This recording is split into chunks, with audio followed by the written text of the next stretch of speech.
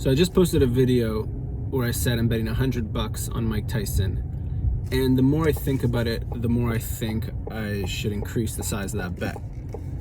So whatever, right now I've bet $100 to win $250 on Mike Tyson, money line. And now my thinking is I'm gonna bet at least 300.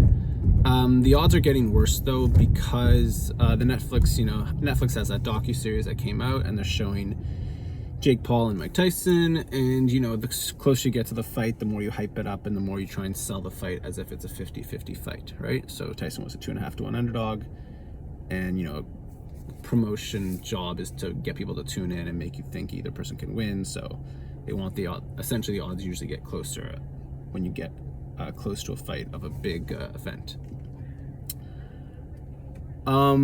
It is interesting though, because I bet Tyson plus 250 and now the odds are going down. And the thing is, the funny thing, if you watch that Netflix docuseries, is they're kind of telling the story that Tyson, they're telling the story that Tyson's super intense and trains really hard, and maybe Jake Paul's not as intense. And then it's interesting to think because, it's like reality TV and they can essentially tell any story they want. But maybe that's also just the reality of the situation. Maybe the reality is that Tyson is super intense when it comes to training and Jake Paul's not as intense, right?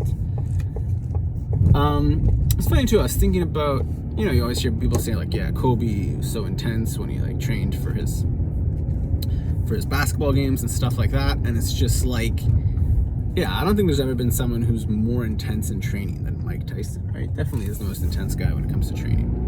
But anyways, thinking about this bet and thinking how I do want to bet more on it,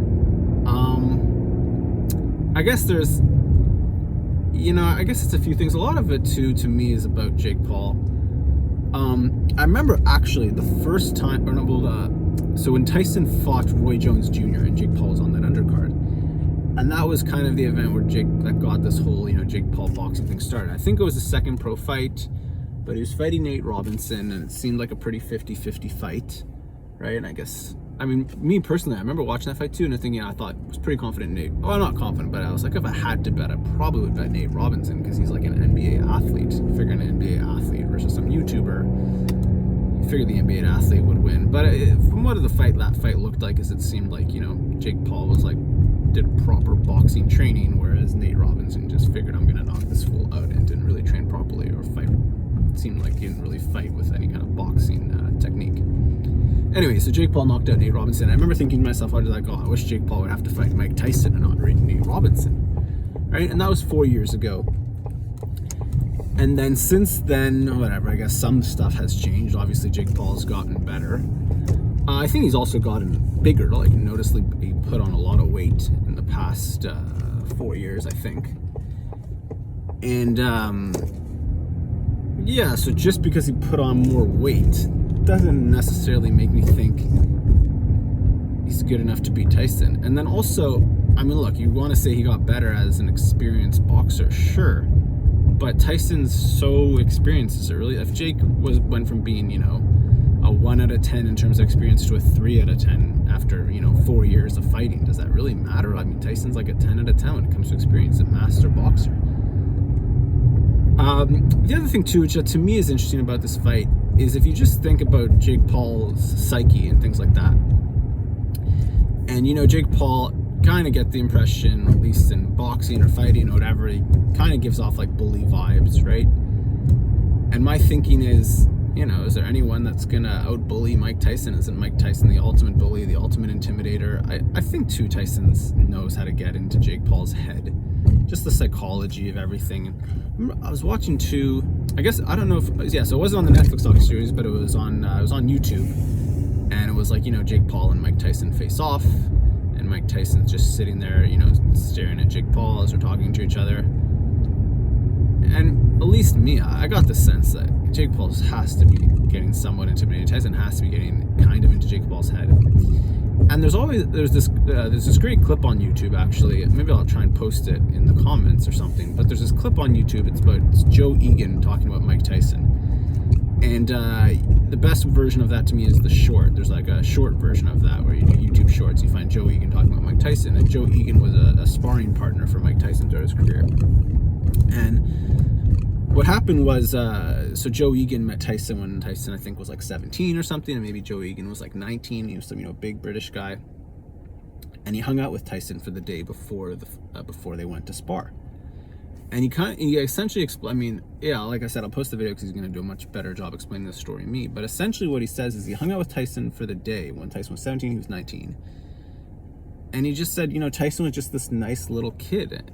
And it never occurred to Joe Egan that he was gonna, lose a sparring match to this guy. And he was saying that as the sparring match was about to start, he said Tyson just completely transformed into someone else. And he thought to himself, like, oh, this isn't the same guy I've been hanging out with for the past 2 days. And he said he'd just seen Tyson in sweats, so he hadn't seen what Tyson looked like with his shirt off. So Tyson took his shirt off, and he was shocked at how jacked Tyson was, right? And then he also saw like a bunch of grown heavyweights who were sparring with Tyson also. He saw them kind of walk into the gym just looking so sad because they knew what the 17-year-old kid was, and Joe Egan didn't, right? And they knew they were in there to just take a beating from some 17-year-old super athlete who was just unbelievable. Like, when you talk about a prodigy, unbelievable. And so Joe Egan watches Tyson knock out the first big guy, the next big guy, and then eventually he has to fight him, and obviously has a tough time. My point is too, though, there's so many things with Tyson. I remember too, maybe you can find it somewhere. It was an interview with Tyson a long time ago when he became the youngest heavyweight champ ever. And they asked him, you're the youngest heavyweight champ in the world now. What do you have the record of the youngest heavyweight champ ever? Like, what do you want to do next? And he said, I want to be the oldest heavyweight champ ever.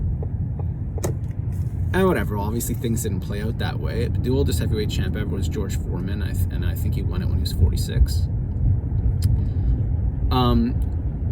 But you get the sense with Tyson, just such a physical, specimen or whatever, you get the sense that had his career played out differently in terms of just, all the chaos outside of boxing, maybe he could have also been the oldest heavyweight champ ever. And it's funny too, I was thinking, you often hear people say, you hear the question in boxing circles is, who would have won in their prime, Ali or Tyson, right? That's like the go-to, pretend matchup that everybody would love to see if you could, stop time or whatever, go back in time, take a prime Ali, prime Tyson, who wins? And, I get into a lot of boxing conversations. When people ask me that question, I say to them, well, if you had a 17-year-old Mike Tyson versus 17-year-old Muhammad Ali, who would win? And then people say, all right, the 17-year-old Mike Tyson. And I say, okay, well, what if you had a 55-year-old Mike Tyson versus a 55-year-old Muhammad Ali, who wins? And obviously the 55-year-old Tyson. So to me, that just kind of like, stresses the point of what an insane, athlete Tyson really is. And I mean, look, you put in all the modern medicine and modern science, PDs, whatever you want to call it. Look, you just saw Tom Brady play pretty insanely good till he was 45, right? Even in his last season, I still thought he was maybe the best quarterback in the league, or top 3 at least, right? So at 45, he was still top 3 NFL quarterback. I think he won a Super Bowl at 43 or 44. So, like, I don't know, Tyson at 58 against Jake Paul, really? Is Jake Paul going to beat him? And then, I was kind of thinking about this fight, trying to predict it.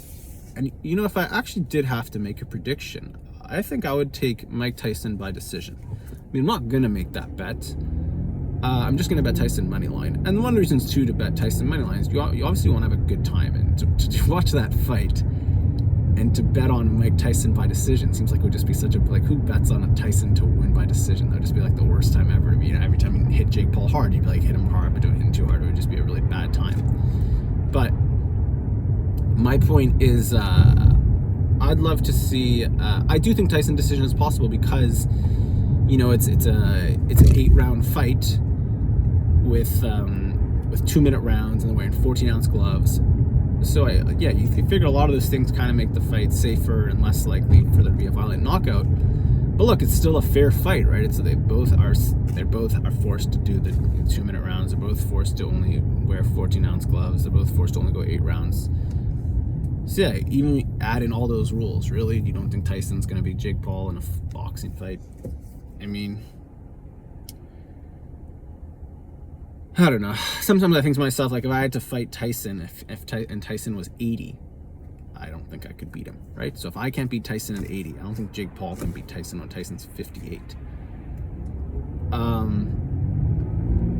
mean, look, obviously we'll see, but like, I could see this fight going to decision. I could see Tyson winning maybe a split decision, because if it is rigged, it's hard for fights to be, in terms of judges being paid off and things like that, it's hard to get more than one judge in a fighter's corner.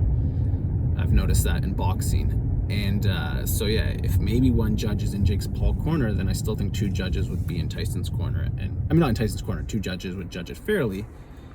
So if you guys go to the decision, then I think at least two judges are going to have to give it to Tyson, assuming Tyson, pretty clearly wins.